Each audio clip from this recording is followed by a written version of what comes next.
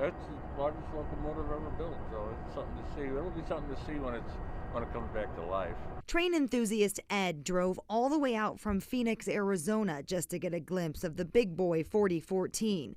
The antique locomotive is on display in Las Vegas for one day as it makes its way cross-country to the place it calls home. And we are on a 12-day journey home to Cheyenne, Wyoming, where we're going to take this locomotive, one of 25 that were built back in the early 40s to mid-40s. There were 2 classes built, and we're going to restore it to full operation. Heritage Operations Senior Manager Ed Dickens and his crew are engineering the trip. Dickens says the Big Boy was the most technologically advanced steam locomotive of its time.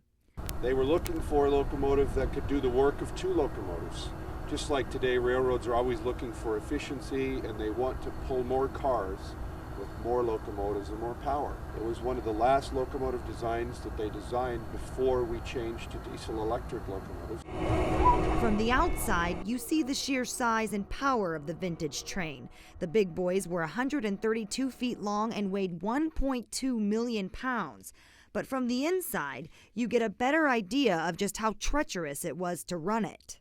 The safety gear that you see me wearing now is required to be inside the cab. You wouldn't have seen them wearing it back in the 1940s, but today you have to, because this is a dangerous place to be. This is where they operated the locomotive. Always to the right, you had the engineer. He drove the locomotive and he pulled the steam whistle.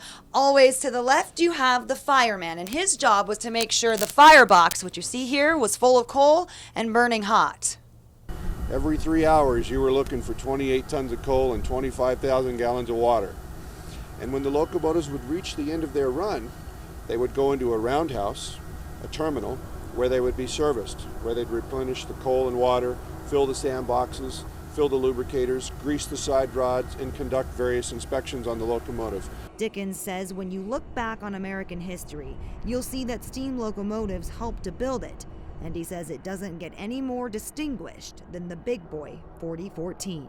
This particular class, of the last 30 years, it has been the most frequently asked question that our staff and those that worked before us have been asked.